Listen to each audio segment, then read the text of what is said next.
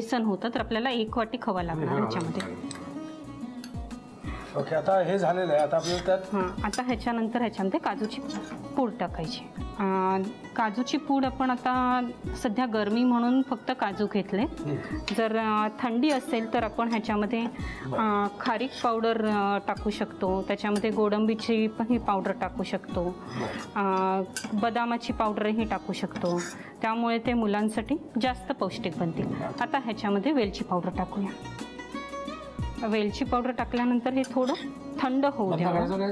हो, बंद करायचं. हे थंड झाल्यानंतर आपल्याला हे थंड झाल्यानंतर पिठी साखर टाकायची, कारण पिठी साखर जर गरम असताना टाकली तर पिठी साखरेचा पाक होतो ह्याच्यामध्ये.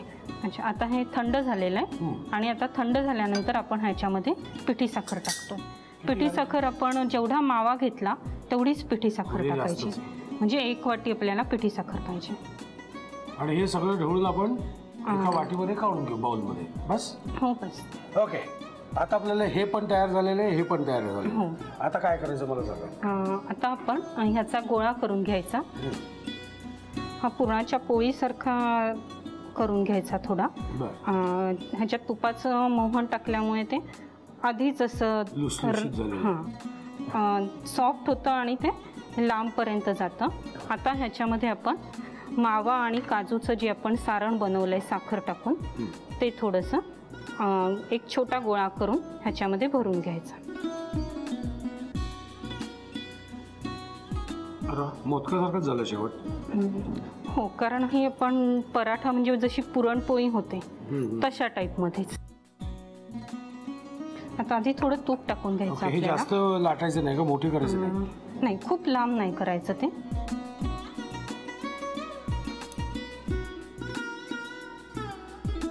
क्या बात आहे. मोठा करू घ्यास का नको? हो, चालेल, थोडा मोठा करू शकतो आपण. हे नुसतं सुद्धा चांगलं लागेल नाही का? हां, हे नुसतंही चांगलं लागतं किंवा ते लोण्याबरोबर जर आपण खाल्लं तर ते जास्त टेस्टी लागतं अजून. पलटी मारून हो, बढिया, रेडी झालेली आहे. घेऊन घ्या साहित्य आणि कृती. मावा काजू पराठासाठी लागणारं साहित्य: बेसन, मैदा, तांदूळाची पिठी, मावा, पिठी साखर, तूप, काजूची पावडर, दूध, वेलची पूड आणि मीठ. कृती: प्रथम एका बाउलमध्ये 1 वाटी मैदा, अर्धी वाटी तांदूळाची पिठी, पाव वाटी बेसन, मीठ, तूप आणि दूध घालून मिश्रण एकत्र मळून घ्यावं. एका फ्रायपॅन मध्ये तूप गरम करून त्यामध्ये अर्धी वाटी बेसन, 1 वाटी मावा, काजू पूड आणि वेलची पूड घालून मिश्रण एकत्र करून ते थंड करून घ्यावं. मिश्रण थंड झाल्यानंतर त्यामध्ये पिठी साखर घालून मिश्रण पुन्हा एकजीव करून त्याचे सारण तयार करून घ्यावं. नंतर मळलेल्या पिठाचा गोळा घेऊन त्याची पारी बनवून त्यामध्ये मावा आणि काजूचं सारण भरून पारी बंद करून त्याचा पराठा लाटून घ्यावा. फ्रायपॅन गरम झाल्यावर त्यावर तूप घालावं आणि पराठा घालून तो खरपूस भाजून घ्यावा आणि मावा काजू पराठा सर्व्ह करावा.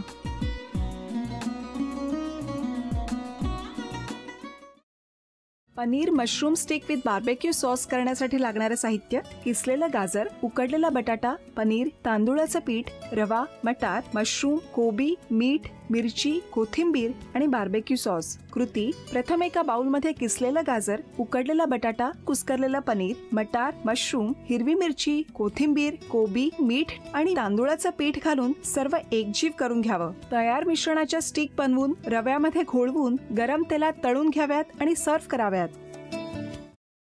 मामी, कोणता भक्त हात मारतो आहे? ध्यानात इतके मग्न आहात. बाणाईला भेट घ्यायची आहे देवी. वाटलंच मला. ती अस्वस्थ असणं स्वाभाविकच आहे. तिच्या दृष्टीने हे सारंच गोंधळून टाकणार आहे.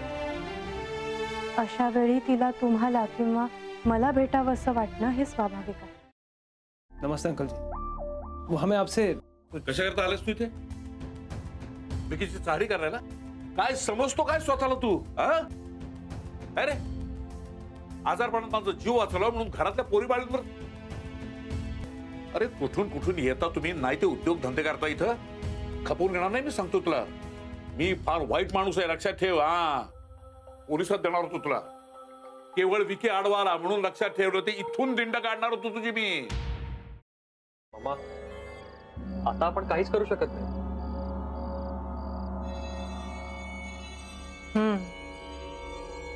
पण आर्चिस, हे असं कसं शक्य आहे? आपण तर सगळे आवाज रेकॉर्ड केले होते ना, राईट? हो. मग हे असे कोणते आवाज रेकॉर्ड झाले जे आपल्याला ऐकूच आले नाहीत?